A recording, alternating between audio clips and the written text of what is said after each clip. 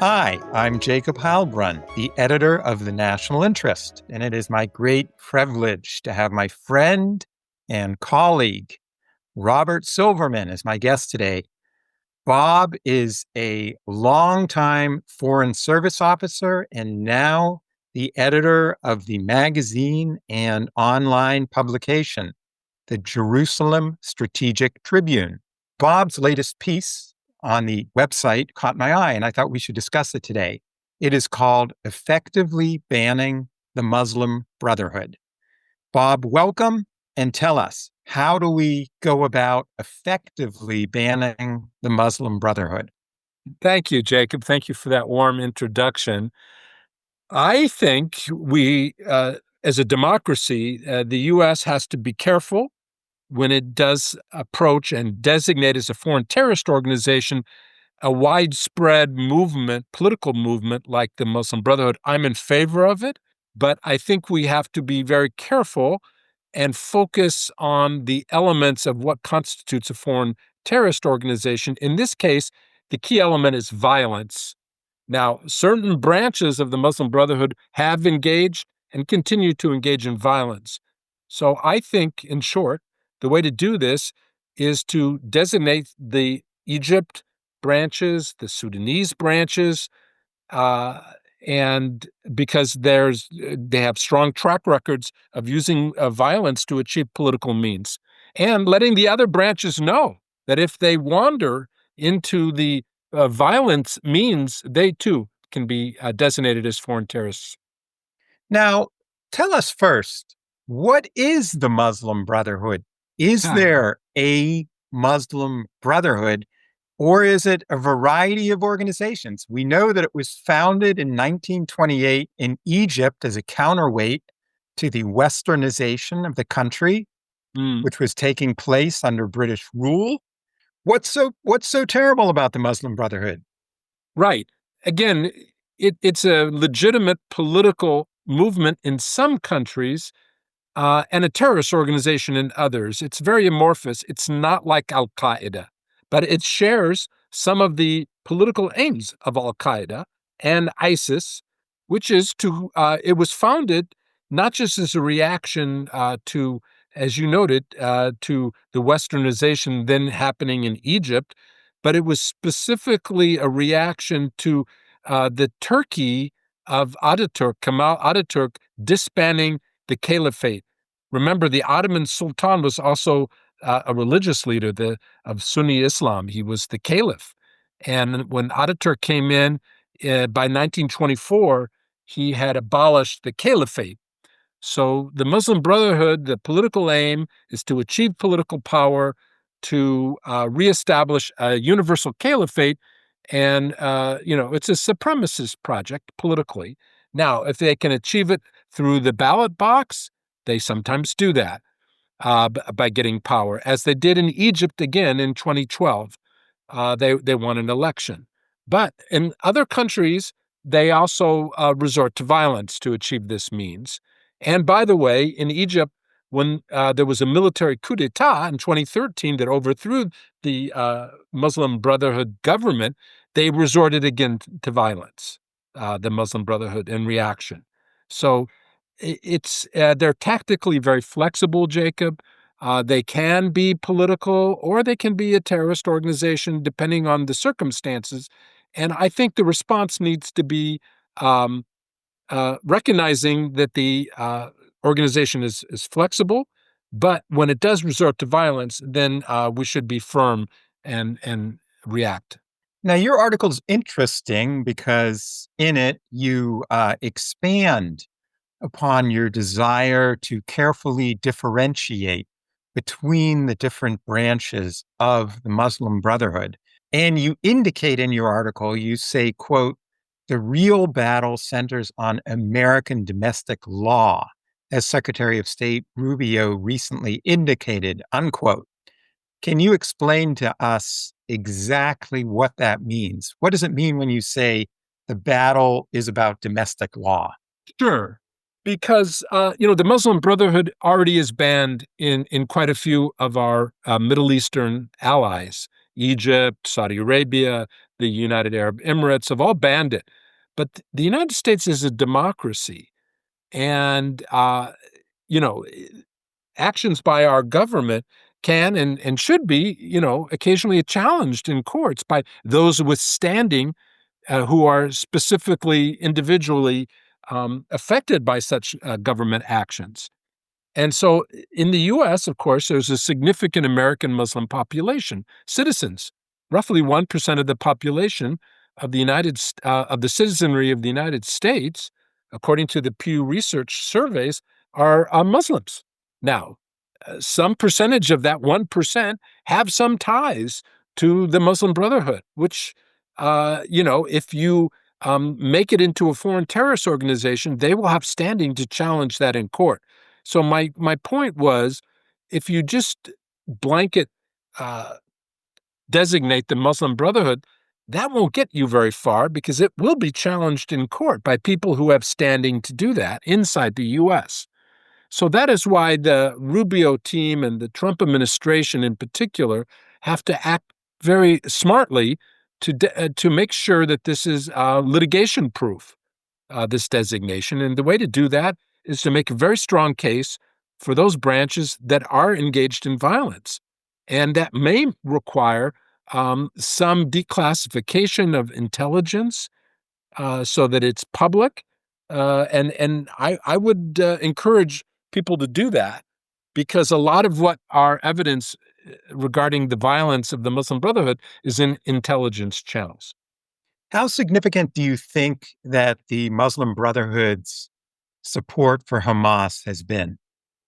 Oh, it's incredibly effective. And, let's keep in mind, Hamas is a branch of the Muslim Brotherhood. Hamas is a charter member of the U.S. Foreign Terrorist Organization list from 1998. So it long ago made an irrevocable decision that its way forward was through suicide bombings and massacres of civilians. And it has always been a terrorist organization. But of course, Hamas also stands for elections. Hamas won an election. And the last time the Palestinians went to the polls in 2005 for the Palestinian legislature, Hamas won in Gaza. It won a plurality. And so the Muslim Brotherhood is tactically flexible. It can engage in violence when needed. It can stand for elections when feasible, and it can do both and can move back and forth between them. And so we need to react to that. And look, the main support for Hamas financially comes from Qatar. And where a lot of the original Egyptian Muslim Brotherhood people found refuge, you have the famous Yusuf al-Qaradawi, the famous sheikh there, who was an Egyptian, who was sort of the lead theorist, if you would, of the Muslim Brotherhood. He'd passed away recently, but he supported Hamas's suicide bombings as an Islamic thing. And he was based in Qatar, and he was a paid employee supported by the Qatari government. So he was out there inciting violence through support of suicide bombing. But again, he himself did not commit violence. He was speaking on behalf of groups that were doing that. It's different. Hamas is the one conducting the suicide attacks. And I think our designation has to be focused on people committing the violence, promoting and then you can go after the people that are materially supporting the violence through fundraising, through recruiting, etc. Now, the aspiration of the Muslim Brotherhood, you point out, is rhetorically to establish a universal caliphate. However, is this a serious goal or is it bluster? Yes, it's a serious goal. It's nothing rhetorical. I'm reminded of the New Yorker cartoon. I love it, where it's two Aztec priests, carrying or sort of escorting a victim up the steps of the pyramid. And one of the priests turns to tell the victim, Look, except for the actual sacrifice, all of this is rhetorical. Uh, no, it's nothing rhetorical. Keep in mind, ISIS declared a caliphate. Remember, al-Baghdadi was the caliph, and at its height, ISIS controlled a territory that was larger than many countries in the Middle East. It was the eastern part of Syria and the northern part of Iraq, had lots of oil resources as well.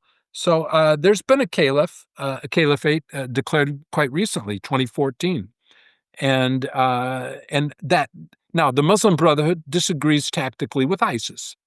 They would not, as does Al Qaeda, by the way, all share the same goal.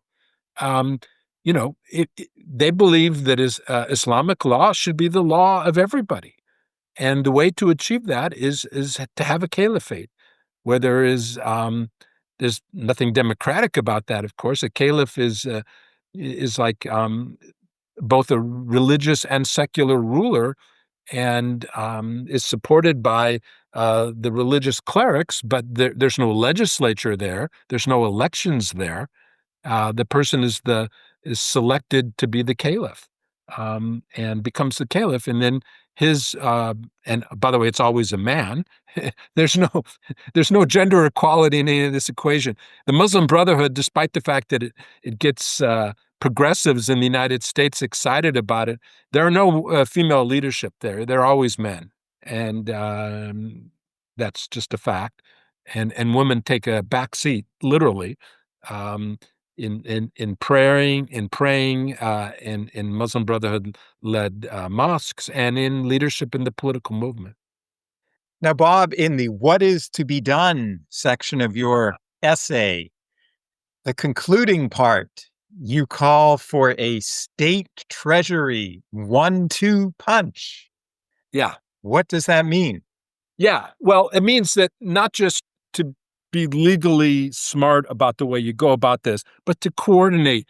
The U.S. government has an incredible, powerful ability to turn a foreign terrorist organization designation into a devastating blow to this organization. The way you do that is coordinate. So the State Department has the legal authority under the Immigration and Nationality Act to designate organizations as foreign terrorist organizations. But then you turn it over to Treasury.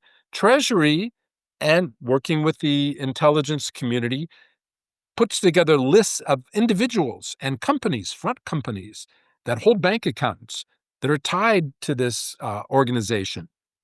And This is under the International Emergency Economic Powers Act, right? Correct. A different legal authority, but Treasury can designate people as ready for this this bureaucratic term, specially designated terrorist targets, and these people or companies can have all their assets frozen, not just in the U.S., but in countries that the U.S. has strong law enforcement connections with. So, for instance, I participated in this.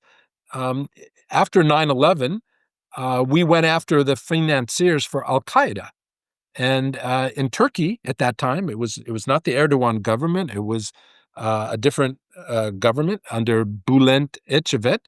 The Turkish Financial Crimes Authority froze assets of all kinds of Al Qaeda financiers, many of whom had bank accounts and villas and yachts in Istanbul. Now, when Erdogan came to power, much of that was undone and unfrozen. But for some years, tens of millions of dollars of private Saudi and Yemeni and others who were raising money for Al Qaeda were frozen in Istanbul because the U.S. asked them to do that. And that can happen again for the Muslim Brotherhood, many of whom have bank accounts in places like London, Zurich, you name it. Well, Bob, thank you for that eloquent exposition of your essay, which I really do recommend. There are a number of pieces out there, but this one by Bob Silverman really gives you a detailed understanding of what the U.S. government actually could do So, Bob, we will have to have you back on the show when you write your next scintillating essay. Many Thank you, thanks. Jim. Thank you. It's a pleasure.